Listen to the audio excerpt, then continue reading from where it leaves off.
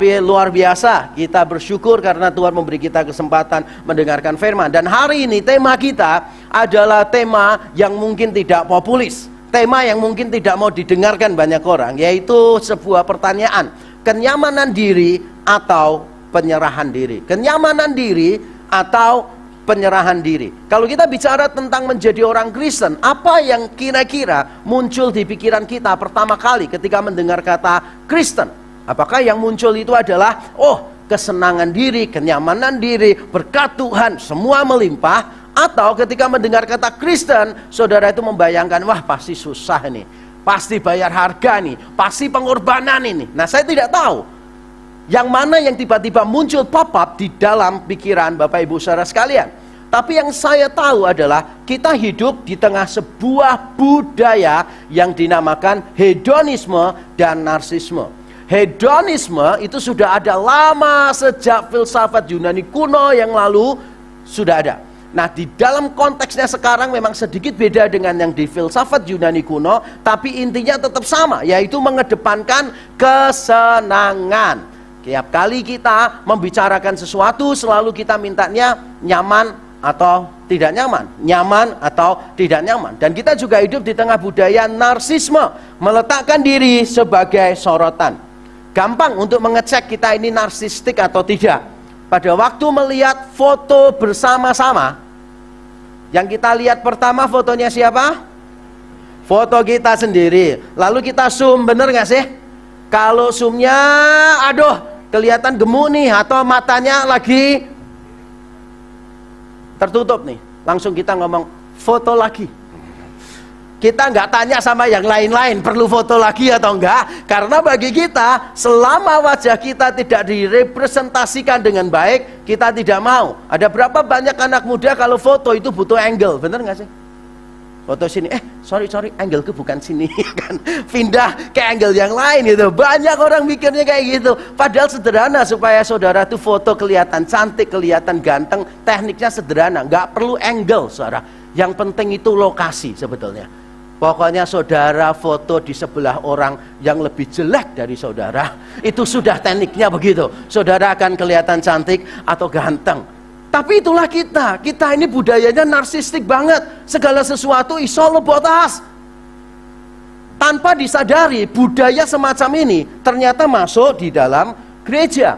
Ibadah di gereja-gereja cenderung juga pragmatis, atraksional, dan antroposentris. Apa itu istilah-istilah ini? Pragmatis itu berarti begini, saudara. Orang datang ibadah, kepengennya itu pulang bawa sesuatu gitu loh, saudara. Bukan cuma bawa makanan, tapi bawa sesuatu. Makanya banyak orang suka khotbah-khotbah yang sifatnya apa? Yang motivasional. Khotbah-khotbah yang sifatnya praktis. Tidak mau yang sulit-sulit. Alasannya begini, Senin sampai Sabtu hidup saya sudah sulit. Minggu saya kepingin dengarkan khotbah yang sifatnya cuma motivasi. Kalau bisa lucu, dan lucu. Supaya hidupnya itu terasa dihibur, dapat entertainment di dalam gereja. Ada orang yang berkata kepada saya begitu, saya ini tidak suka Pak mikir-mikir yang sulit-sulit tentang Alkitab, karena hidup saya sudah cukup sulit. Jadi saya kalau ke khotbah, saya dengarkan khotbah, saya suka yang sifatnya motivasi saja Pak. Saudara punya masalah, jangan khawatir, mungkin orang lain sudah mengangkat tangan, tapi saya mau katakan kepada saudara, Allah akan turun tangan kepada saudara. Haleluya, tepuk tangan untuk Tuhan gitu. Loh, sungguhan. Ini buktinya saudara ya. Atau gereja-gereja yang atraksional, saudara, yang hanya menawarkan sesuatu yang sifatnya entertaining. Saya tidak anti entertaining. Kemarin saya memberikan training kepada para pelayan multimedia, Theological Vision for Multimedia Ministry. Bahkan saya mengatakan, our worship should be beautiful. Karena apa? Representing our beautiful God. Tapi maksud saya adalah, gereja itu tidak boleh atraksional, hanya mengedepankan entertaining saja, kenyamanan orang. Saya pernah tanya pada salah satu gembala dari gereja yang cukup besar di Indonesia. Saya tanya, tolong ajarin saya dong bagaimana mengembangkan gereja. Lalu jawabannya dia begini, rahasianya sederhana kok. You give what people want. Orang kepengen apa? Kasih aja. Orang kepengen apa? Kasih aja. Orang kepengen apa? Kasih aja. Jadi gereja itu seperti supermarket. Semua orang butuh apa? Silahkan datang. Wow, atraksional banget. Dan gereja seringkali antroposentris. Kita datang ibadah untuk siapa? Untuk Tuhan atau untuk kita? Saudara beribadah itu untuk Tuhan atau untuk kita? Harusnya kan untuk Tuhan, bener gak sih? Tapi biasanya orang ngomong gini, aku kok gak rasa apa-apa ya di dalam ibadah itu ya. Tidak rasa apa-apa itu maksudnya apa? Banyak kali orang Kristen menganggap kalau pulang ibadah harus membawa sesuatu gitu, disegarkan dan seterusnya. Saya tidak anti terhadap hal itu, saudara. Tapi gereja-gereja itu sudah sedemikian parahnya sampai mereka tidak berani bicara tentang dosa karena takut nanti offending orang lain. Tidak mau bicara tentang pengorbanan, nanti takut orangnya tidak bertahan di dalam gereja. Dan saya berapa kali diundang di gereja-gereja yang semacam itu, dan saya sempat tanya kepada pengurusnya, kepada pendetanya. Boleh tanya nggak? Boleh. Kenapa saya sering diundang di gereja ini? Padahal gereja ini teologinya dengan saya sangat beda sekali. Tahu jawabannya mereka? Jawabannya begini rata-rata. Kita suka pertama karena lucu, Pak. Oh ya, oke. Understandable. Terus kedua, dia bilang gini, karena kami itu ingin jemaat kami itu belajar Alkitab. Tapi yang mengagetkan saya, mereka berkata begini, beberapa gerejanya beda, kalimatnya sama. Mereka ngomong gini, tapi kalau tiap minggu yang khotbah Pak Yakob, saya jamin gerejanya setahun tutup. Saya tanya, kenapa bisa gitu? Iya, tiap kali Pak Yakob diundang khotbahnya selalu dosa, pengorbanan, dedikasi, komitmen kepada Tuhan. Selalu tentang kita memberi kepada Tuhan. Jarang Tuhan memberi kepada kita. Setahun Pak, bisa tutup. Dan saya pernah mengalami sendiri. Saya diundang di satu persekutuan doa, saudara. Lalu setelah selesai persekutuan, saya kencing. Nah, saya kencing masuk di dalam biliknya itu, walaupun ada urinoir, karena kan ramai orang. Saya ada di situ. Tidak tahunya, pengurusnya itu sedang membicarakan khotbah saya. Terus ngomong gini, ya ini lumayan sih khotbahnya. Dia bilang, aku ya seneng. Tapi, gitu, jangan sering diundang pendeta kayak gini. Sepi persekutuan doa kita.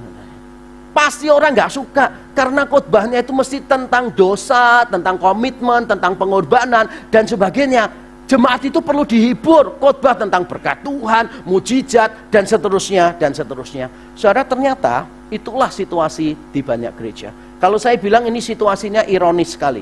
Sebagian gereja lebih sering mengajarkan bagaimana memiliki taraf hidup yang lebih baik daripada bagaimana diubahkan melalui kabar baik. Saya baca sekali lagi supaya kita paham. Sebagian gereja lebih sering mengajarkan bagaimana memiliki taraf hidup yang lebih baik daripada bagaimana diubahkan melalui kabar baik.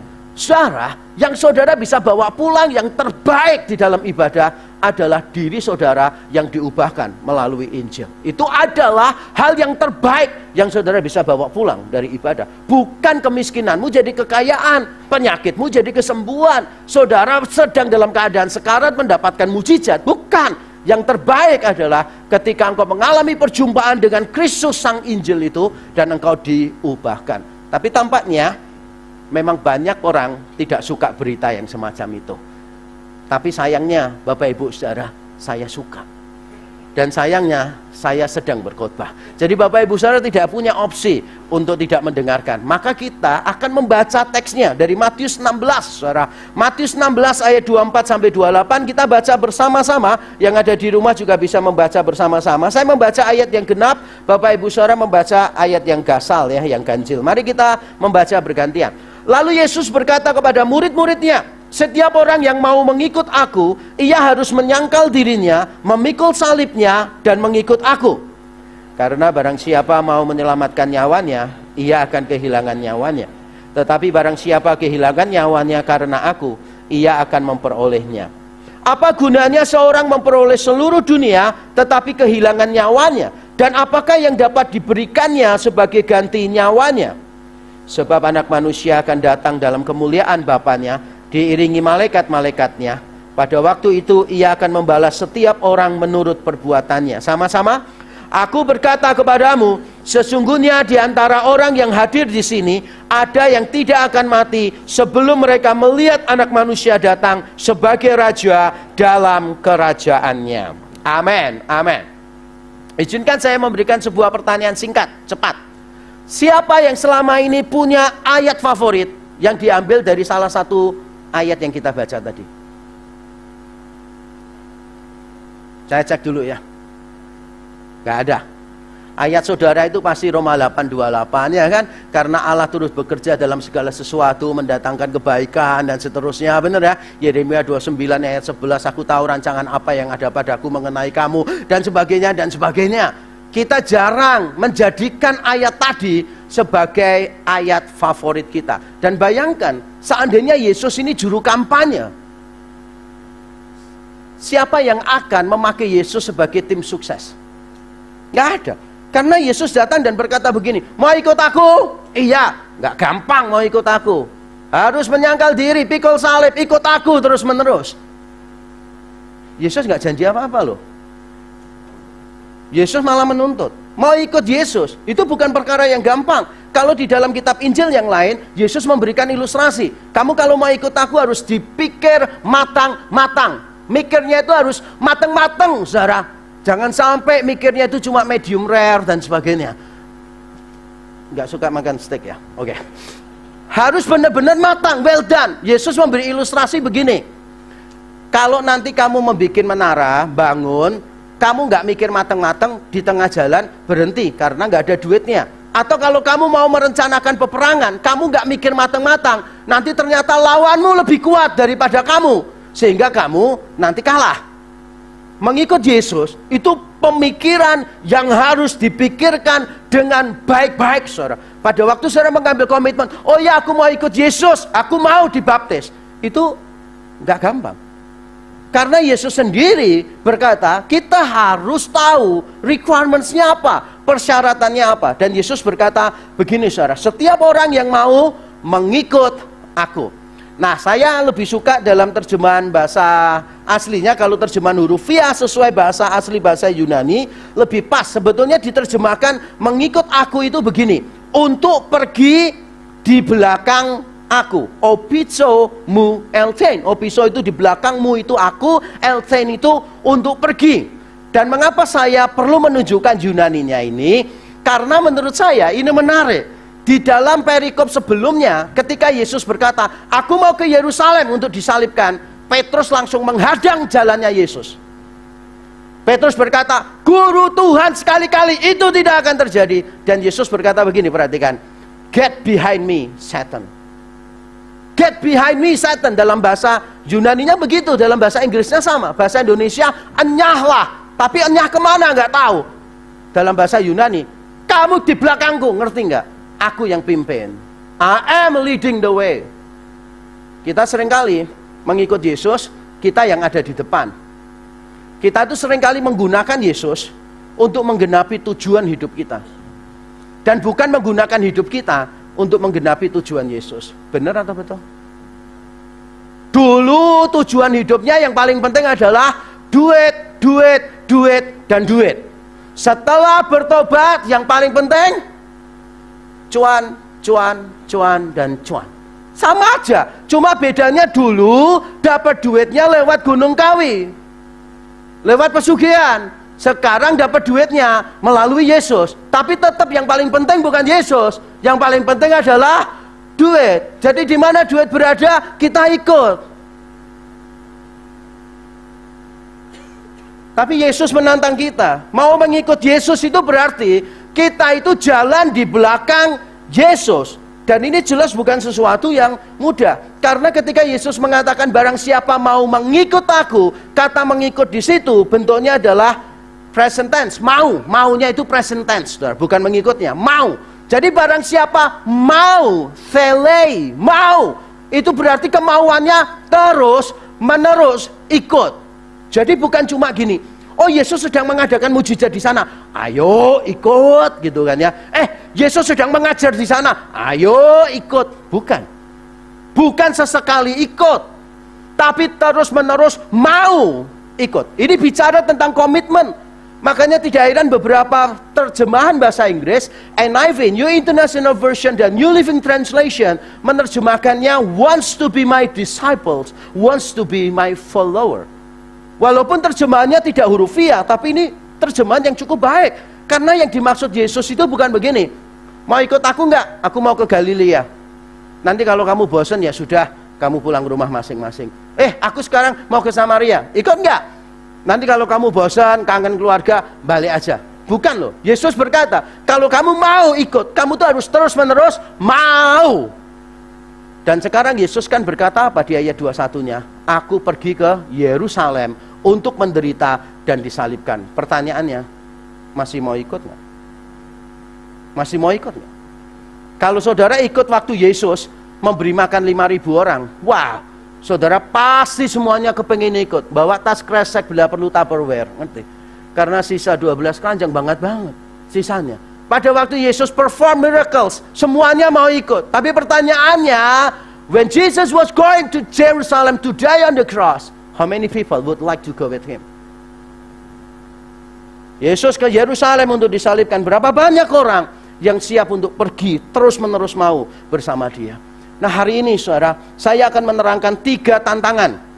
Siapa saja yang mau ikut Yesus, ada 3 tantangan, tapi jangan khawatir. Tantangannya berat, tapi Yesus juga nanti memberikan 3 alasan untuk mengiyakan tantangan tadi. Jadi ada 3. Gak usah tanya kenapa kok angka 3. Sudah jelas jawabannya, karena nama saya Yakub Handoko. Mari kita lihat tantangan yang Yesus berikan, saudara. Mari kita lihat tantangannya. Setiap orang yang mau mengikut aku, ia harus menyangkal dirinya, memikul salibnya, dan mengikut aku. Nah, ayat ini cukup terkenal sih. Saya yakin cukup terkenal, walaupun bukan jadi ayat favorit kita. Mau ikut Yesus harus menyangkal diri. Maksudnya apa sih menyangkal diri? Selama ini saudara memahami menyangkal diri itu apa? Apakah seperti Petrus? Waktu ditanya di depan halaman imam besar, kamu Petrus ya? Enggak, aku Petro, bukan Petrus. Mirip aja sih sama si muridnya Yesus itu. Apakah itu yang dimaksud menyangkal diri? Menyangkali nama kita siapa? Jelas bukan. Apa yang dimaksud dengan memikul salib? Wah, beberapa orang bingung karena terbiasa dengan omongan istri saya ini, Pak, salib saya. Istri salib. Istrinya nggak mau kalah. Kamu bukan salibku, kamu bukit Golgotaku. Lebih gede lagi, lebih susah diangkat. Apa yang dimaksud memikul salib sih? Memikul salib apakah memikul istri kita, memikul persoalan kita? Apa yang dimaksud di sini? Mari kita sekarang lihat satu demi satu, saudara. Tantangan pertama adalah menyangkal diri. Nah, saya mencoba mencari tahu kata menyangkal diri di sini dalam bahasa Yunani adalah aparneomai. Ternyata kata ini muncul di dalam Septuaginta, terjemahan Perjanjian Lama ke dalam bahasa Yunani kuno, dan itu munculnya di Yesaya 31 ayat 7 dalam arti membuang. Secara hurufiah, menyangkali itu memang menyangkal, seperti Petrus menyangkali Yesus. Kata yang dipakai, kata Yunaninya sama persis, aparneomai, waktu Petrus menyangkali Yesus. Tapi ada kesan menyangkali, itu artinya itu bukan mengatakan sebaliknya, bukan berbohong. Menyangkali itu ada kesan begini, saudara. Kita memandang sesuatu itu tidak penting, makanya kita buang. Itulah yang disediakan di dalam beberapa kamus Yunani yang sangat terpercaya. Misalnya BDAG, nggak usah dihafal, saya cuma nyebutkan supaya kelihatan pinter. Disebutkan, do not put one's own interest first. Jadi memandang rendah diri kita dengan cara apa? Meletakkan kepentingan orang lain di atas kepentingan kita. Atau menurut kamus Freiberg dikatakan, choosing to live in a selfless way, deny or disregard oneself. Jadi kita ini menolak untuk mengatakan saya penting. Tidak. Jadi kita mengatakan begini, kalau mau ikut Yesus, Tuhan, aku nggak penting. Aku nggak penting. Kepentinganku nggak penting. Perasaanku nggak penting. Tapi jujur ya, kalau saudara dengar begini, khotbah pertama sebelum saudara bertobat adalah khotbah hari ini. Ada yang bertobat nggak? Nggak mungkin ada orang bertobat, benar nggak sih? Tapi ini yang dimaksud Yesus loh. Mau ikut Yesus, engkau harus menyangkal diri. Artinya apa? Engkau memandang rendah dirimu. What you feel doesn't matter. What glorifies God, that what matters. Yang memuliakan Tuhan itu yang penting. Yang engkau rasakan tidak penting. Di dalam pelayanan juga saya ngajarkan kepada teman-teman di Rex, saudara. You have to love what you don't like. Apa yang kau berikan di dalam pelayanan bukan pengorbanan, tetapi sebuah kehormatan. Kita harus menyangkali diri kita, menganggap bahwa perasaan kita nggak penting, semuanya nggak penting. Dan ini dia yang membuat banyak orang susah menerima kekristenan. Saya ingat Friedrich Nietzsche, saudara, seorang filsuf ateis. Dia pernah berkata begini, saudara. Kalau kekristenan merajalela terus-menerus, maka kebudayaan akan turun, merosot dengan tajam. Kenapa? Karena kekristenan mengajarkan orang-orang yang lemah, yang harus bersandar kepada Allah. Dan dia menolak itu. Dia mengatakan, enggak, kita ini bisa, kita ini mampu, kita ini istimewa, kita ini spesial, kita ini luar biasa. Maka dia memprediksi, semakin orang maju pemikirannya, semakin maju sains, maka kekristenan semakin ditinggalkan orang. Orang semakin tidak spiritual. Tapi nubuat Nietzsche tidak pernah terjadi, saudara. Sampai dia mati, tidak terjadi. Kenapa? Karena manusia memang lemah. Ada banyak hal yang di luar kontrol kita. Memang kita ini nggak bisa apa-apa. Kita ini berharga karena Tuhan membayar kita di atas kayu salib. Nah, apakah orang lain yang bukan Kristen berharga? Berharga, tapi sebagai gambar Allah. Paham ya maksudnya? Ketika Allah menciptakan manusia sebagai gambarnya, maka itu manusia berharga. Tapi setelah manusia jatuh dalam dosa, maka semua manusia rusak gambar dirinya. Manusia kurang berharga seperti seharusnya. Lalu Kristus mati di atas kayu salib, kita ditebus bukan dengan perak emas, tapi dengan darah yang mahal. Kalau saudara mau ikut Yesus, saudara harus mengakui begini, Tuhan, yang paling penting bukan diriku. Saya mengutip seorang yang bernama S.D. Dietrich, saudara. Mungkin saudara nggak kenal karena kurang seberapa terkenal, tapi dia mengeluarkan satu kalimat yang sangat baik. Dia berkata begini, to live life for God, it is necessary to consent to the death of the self. Yang kalau diartikan kurang lebih, kalau saudara mau menghidupi hidup untuk Allah, maka sangat diperlukan saudara setuju atau saudara merengkuh kematian terhadap diri sendiri. Kalau saudara masih mencari kesenangan diri sendiri, maka saudara belum siap untuk mengikut Tuhan. Kenapa? Karena mengikut Tuhan itu di depannya selalu tidak enak. Saudara mungkin harus korban perasaan, karena ketika saudara difitnah, saudara harus berdoa memberkati orang itu. Ketika nama saudara dirusak di luaran sana, saudara tidak membalas, tapi saudara berdoa dan berkata, Lord, let thy will be done. Ketika saudara bisa membalas, tapi saudara berkata, Tuhan, aku menyerahkan pembalasan ke dalam tanganmu. Gak enak, memang gak enak. Ketika saudara mengikut Tuhan, saudara harus berkata, I am not that important. Berikutnya adalah memikul salib, saudara. Bukan cuma menyangkali diri, tapi memikul salib. Apa artinya memikul salib? Dari konteks sastra, dari teksnya sendiri, Yesus berkata, aku menuju ke Yerusalem untuk menderita dan disalibkan. Jadi, salib itu kematian. Dari sisi historis, orang abad pertama, kalau mendengar kata salib, mereka itu pasti akan berkata salib itu kematian. Nggak ada orang berkata salib itu penderitaan. Nggak ada. Orang abad pertama ditanya, salib apa? Istriku. Nggak ada. Salib apa? Mertuaku. Nggak ada, saudara. Salib itu ya bicara tentang kematian. Saudara kalau mau ikut Yesus, saudara harus siap mati bagi Yesus. Jangan takut. Karena toh pada akhirnya kita mati kok. Cuma pertanyaannya, kita mati bagi siapa? Saya ulang sekali lagi ya. Pada akhirnya kita semua mati. Yang paling penting adalah kita mati bagi siapa? Yesus berkata, barang siapa mau ikut aku, dia harus memikul salib. Wah, saudara langsung berkata, waduh, kok nyesel ya jadi Kristen ya. Ternyata kayak begini jadi Kristen, kena prank oleh pendeta-pendeta yang lain.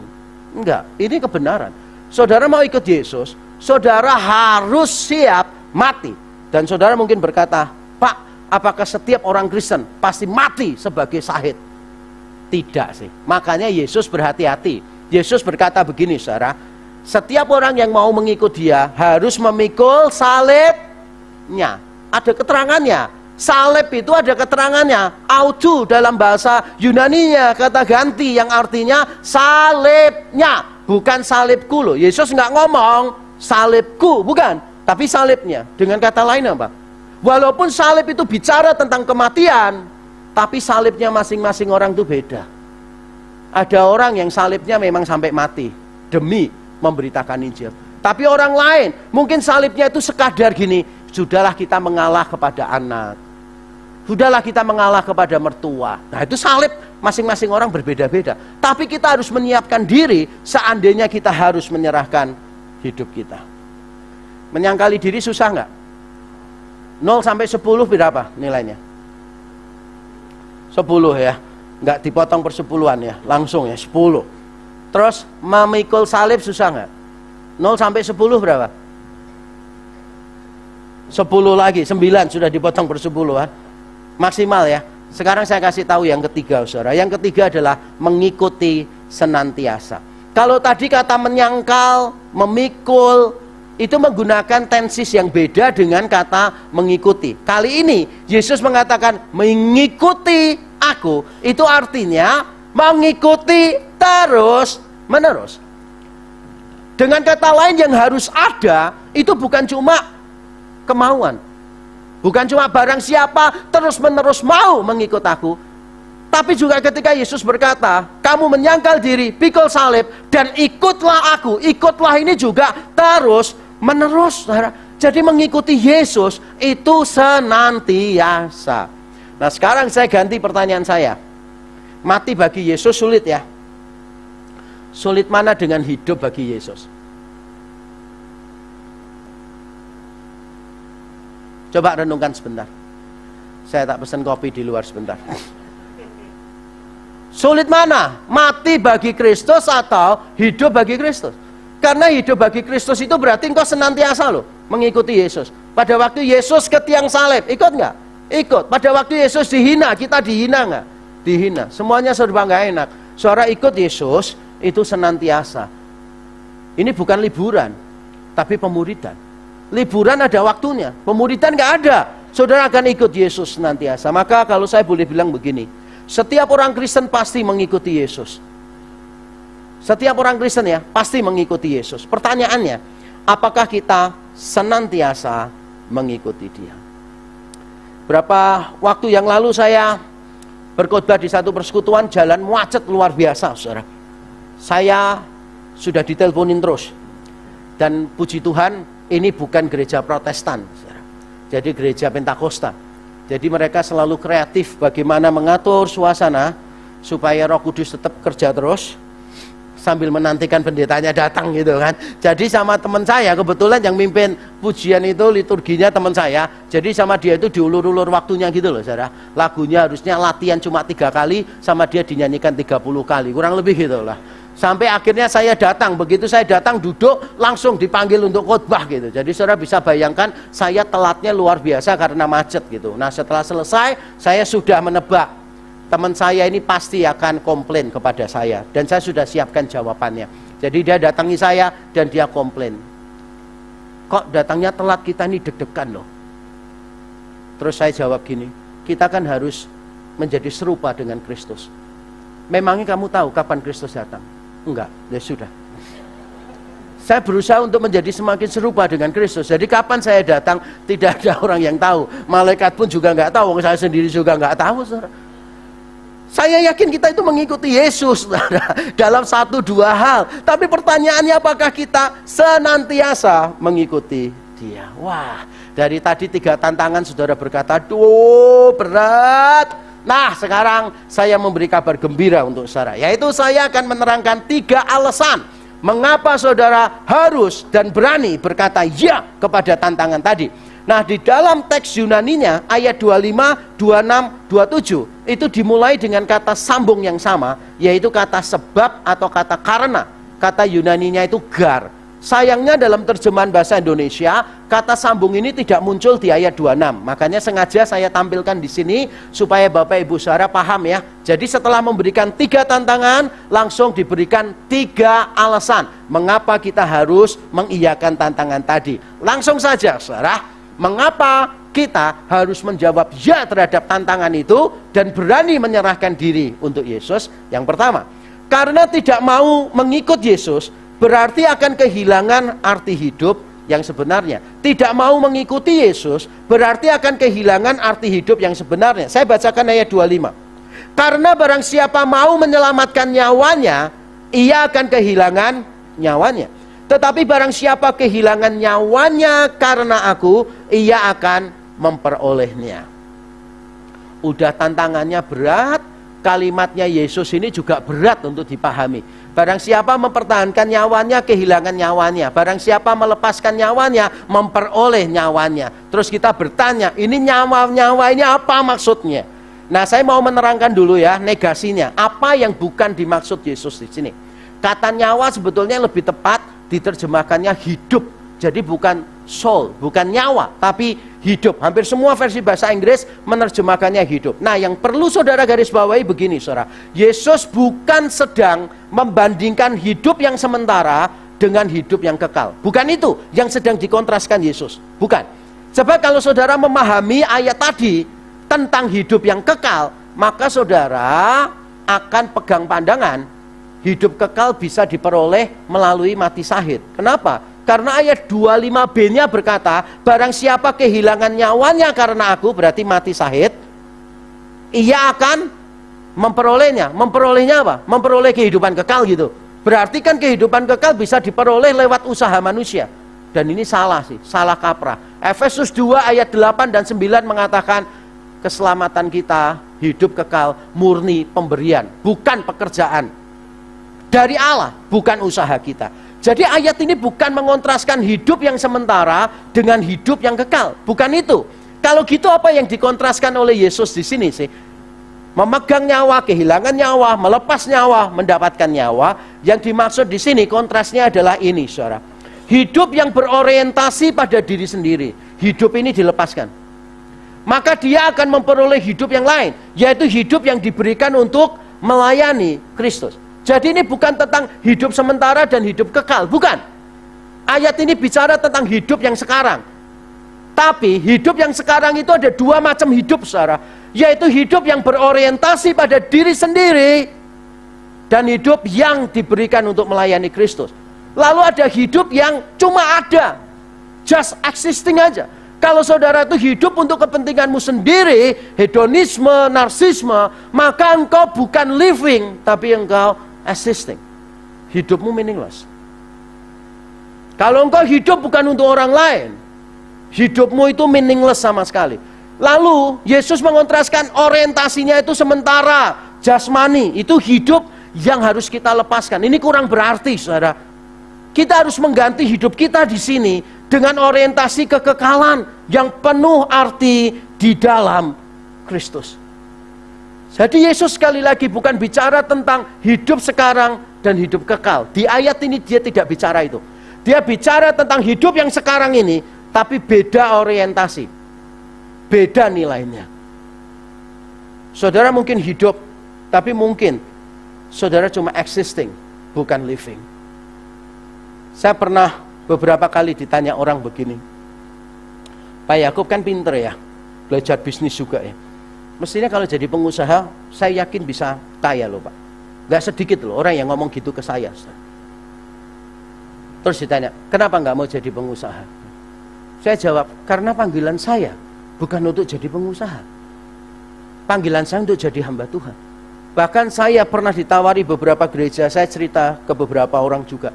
Saya ditawari beberapa gereja jadi gembala. Sebulan saya dapat minimal, ada yang 80 juta, 100 juta, ada yang beberapa. Ada yang ngomongin, kalau jadi gembala di sini tiap bulan dapat sekian. Tapi nanti tiap Natal ada 2 jemaat yang pasti kasih 1M, bukan untuk gerejanya, untuk gembalanya. Tanya, mau nggak? Saya jawab, no, saya nggak mau. Saya diajak makan orang kaya, majelis satu gereja. Langsung, saudara, diomongin, Pak Yakub keluar aja dari gereja sekarang. Kita udah sediakan tawaran yang bagus nih. Minimal Pak Yakub dapat 100 juta. Belum termasuk tambahan ini, itu. Langsung saya tolak, saudara. Saya tersinggung. Yang nyebut angka kok dia? Harusnya kan saya. Kenapa 100? Kenapa nggak 500? Menghina saya. Dan pada waktu diajak makan, istri dan anak-anak saya kan ikut toh. Pada waktu pulang, diskusilah anak saya dengan saya. Pak, kenapa nggak diambil? Lah bukan panggilan Papa. Papa ini Ngawur loh Papa ini.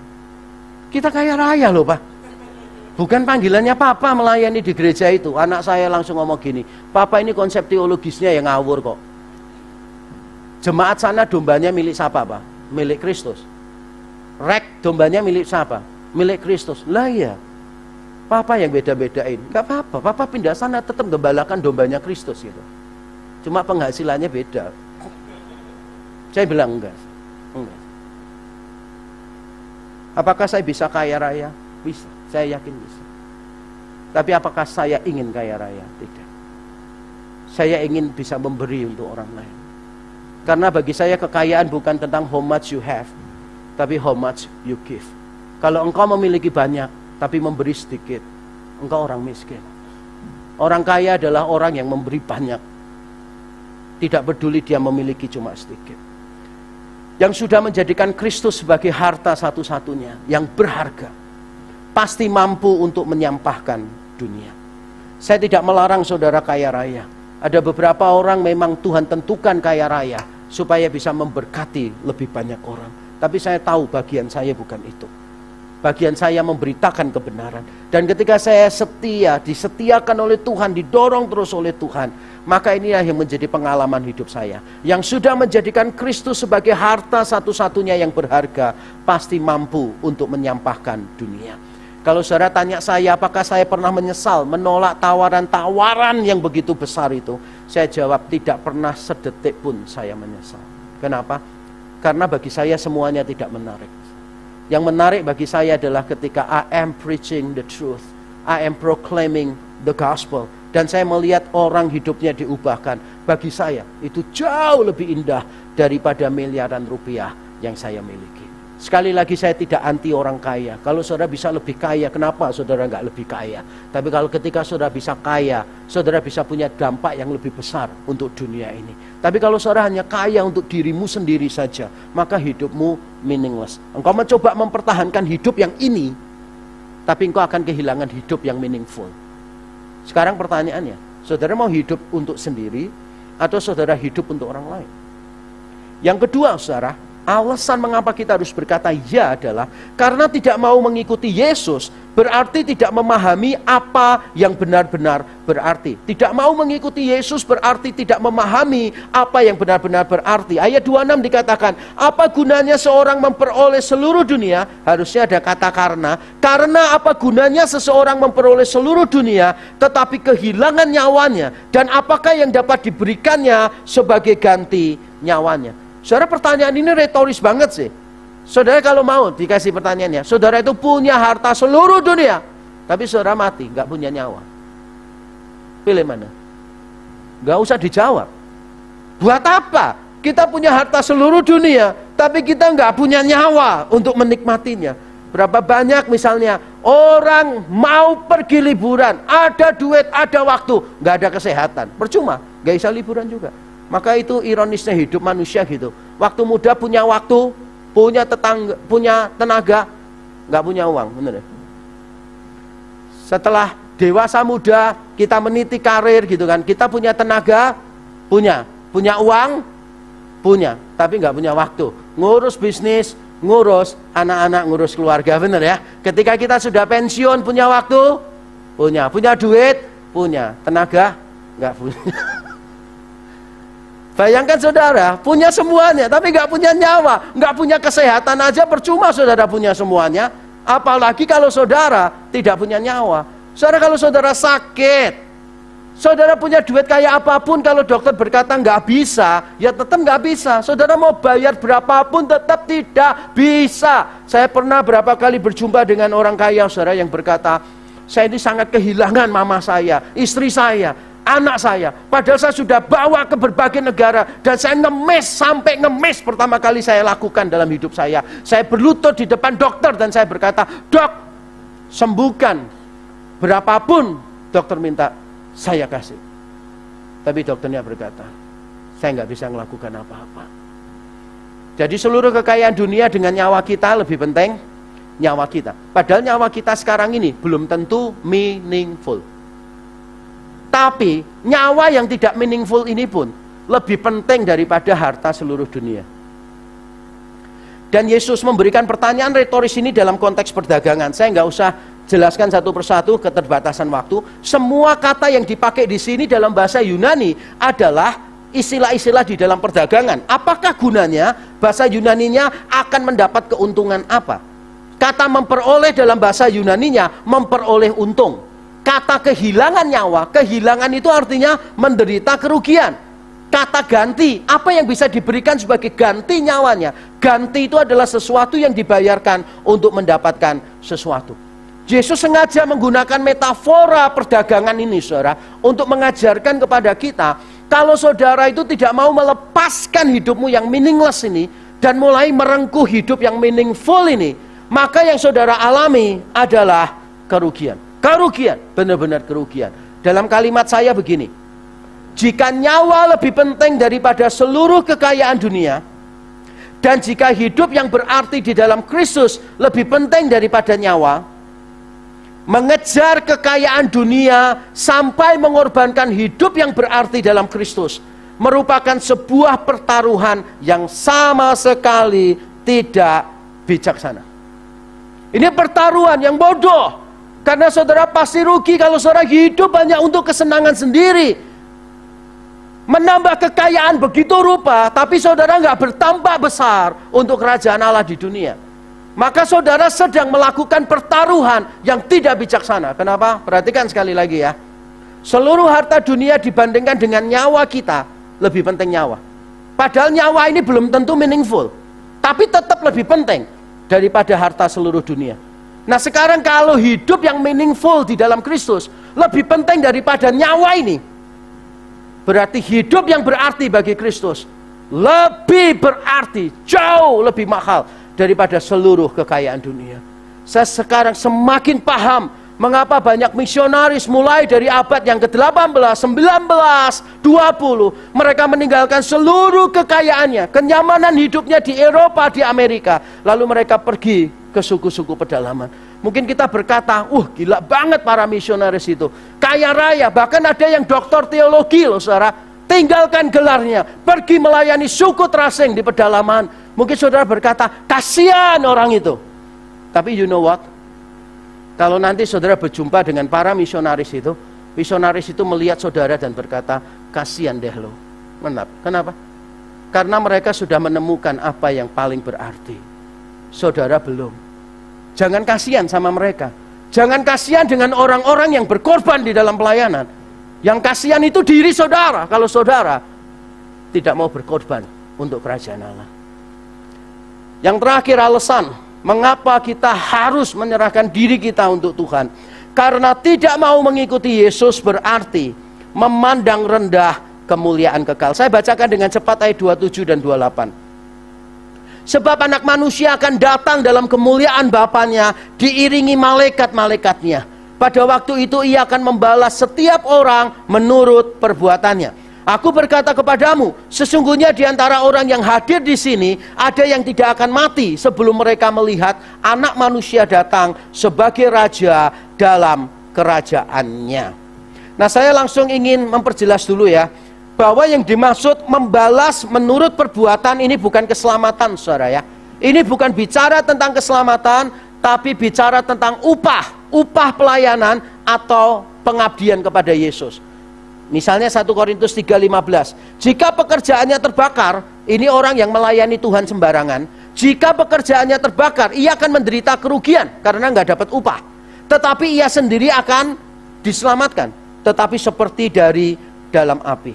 Yesus tidak bicara tentang keselamatan kita. Karena keselamatan itu bukan berdasarkan perbuatan. Yesus bicara tentang upah di dalam pelayanan. Upah di dalam pelayanan. Makanya saudara sekali lagi, jangan merasa kasihan dengan orang itu yang mati-matian memberikan hidupnya di dalam pelayanan. Dan saudara berkata, kasihan. Saya pernah mendengar ada orang Kristen menghadiri pemakaman seorang misionaris, seorang hamba Tuhan, yang memberikan diri, hidupnya susah terus sampai mati.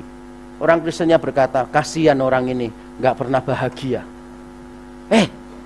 Orang itu bahagia, kita yang kasihan. Karena orang itu nanti akan menerima upah yang lebih berat, yang lebih besar daripada kita. Keselamatan kita bukan usaha kita. Keselamatan kita pasti secure karena Tuhan yang memberikan kepada kita dengan cuma-cuma. Tapi jangan berpikir bahwa kita nanti di surga semuanya sama. Enggak, saudara. Orang-orang yang bekerja melayani dengan baik, yang mengorbankan dirinya karena mengasihi Tuhan, orang itu mendapatkan upah yang berbeda. Dan Yesus berkata begini, nanti kamu akan menerima itu. Tapi sekarang aku memberikan cicipannya. Bahwa beberapa di antara kamu yang mendengarkan aku sekarang, beberapa tidak akan mati sampai kamu melihat kemuliaan anak manusia. Dan kapan itu terjadi? Ada banyak penafsiran. Tapi menurut saya penafsiran yang paling masuk akal adalah perikop sesudahnya. Jadi setelah Yesus berkata, di antara orang yang ada di sini tidak akan mati sebelum melihat kemuliaan anak manusia, di pasal 17-nya langsung right away Yesus itu membawa Petrus, Yakobus, Yohanes ke atas gunung. Dan di situ mereka melihat Yesus berubah wajah penuh dengan kemuliaan. Pada waktu mereka melihat Yesus penuh kemuliaan, ada Musa dan Elia. Ini dia perkataan murid-murid. Tuhan, betapa bahagianya kami berada di tempat ini. Bayangkan saudara, murid-murid langsung berkata, Tuhan, betapa bahagianya kami berada di tempat ini. Padahal itu bukan surga loh. Padahal itu baru cicipan kemuliaan Kristus loh. Saudara bisa bayangkan seandainya nanti Petrus, Yakobus, Yohanes berjumpa dengan Kristus di surga dalam kemuliaannya yang penuh, dan mereka melihat kemuliaan itu selama-lamanya, apa yang akan mereka katakan? Melihat sebentar saja, cicipannya saja, mereka betapa bahagia ada di situ. Saudara, when you have seen the beauty and glory of Christ, saudara akan menyampahkan dunia. Kalau saudara sudah bisa melihat keindahan dan kemuliaan Kristus, saudara bisa berkata, dunia ini sampah, keuntungan itu kerugian, kebanggaan itu sampah. Saudara akan melihat semua pencapaianmu adalah sampah, semua kehebatanmu adalah sampah. Seluruh harta dan pencapaian dunia akan terlihat seperti sampah di depan tahta anak domba yang indah dan megah. Saya yakin setiap kita, apapun yang kita banggakan sekarang, nanti harus kita lempar di depan tahta anak domba. Karena yang paling penting bukan gelarmu, PhD atau bukan. Yang paling penting bukan popularitasmu, engkau terkenal atau bukan. Yang paling penting bukan reputasimu, engkau dihormati orang atau bukan. Bukan itu yang paling penting. Dan saya ingin menutup dengan mengingatkan kita tentang kabar baik. Kristus sudah menuntaskan 3 tantangan untuk kita. Kristus tahu ini berat, tapi Kristus sendiri sudah menuntaskannya. Dia mengosongkan dirinya demi orang berdosa. Dia menganggap dirinya rendah, disregarded himself, supaya dia bisa melayani kita. Dan dia mau terus-menerus memikul salibnya sampai mati. Dan dia terus-menerus mengikuti, yaitu mengikuti kehendak Bapanya sampai tuntas, sampai dia mati di atas kayu salib. Jadi Kristus bukan cuma orang yang bisa berkata, hey, you have to do this, tapi dia sendiri nggak melakukan itu. No, saudara. Yesus melakukan apa yang dia katakan. Dia melakukan perkataannya. Dan saya juga ingin mengingatkan kita, saudara. Kristus begitu berharga bagi kita.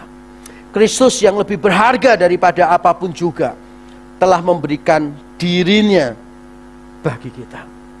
Kalau saudara meyakini bahwa Kristus benar-benar harta saudara satu-satunya, maka tidak ada alasan bagi saudara untuk merasa minder. Karena saudara nggak mencapai ini itu. Karena saudara tidak bisa mencapai ambisi-ambisimu. Karena engkau utuh, lengkap di dalam Kristus. Yang setuju katakan amin. Kristus yang paling berharga memberikan dirinya. Ini beda dengan berhala. Saya akan tutup dengan mengajak kita membaca teks ini bersama-sama. 1, 2, 3. Semua berhala adalah kebodohan semata-mata. Kita harus melakukan apa saja untuk memuaskan mereka. Sedangkan Kristus yang benar-benar berharga malah memberikan dirinya bagi kita, tanpa kita harus memiliki, melakukan, atau memperoleh apapun juga. Saudara memberi makan berhala pengakuanmu seperti saya dulu. Saudara harus melakukan banyak hal, mencapai banyak hal, supaya engkau mendapatkan pengakuan. Hanya untuk memberi makan berhala pengakuan, engkau harus do this, have this, achieve this. Tapi di dalam Kristus, you do nothing. Karena Kristus mengerjakan semuanya untuk membuat saudara berharga. Saya sungguh rindu hari ini, saudara, kita bisa berkata, Tuhan, hidupku tidak berharga. Hidupku baru berharga karena dibayar dengan mahal, dengan darah yang sempurna di kayu salib. Apapun keadaan kita, bersyukur.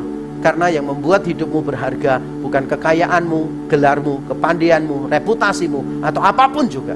Yang membuat hidupmu berharga adalah karena Kristus memberikan dirinya bagi saudara. Mari kita tunduk kepala.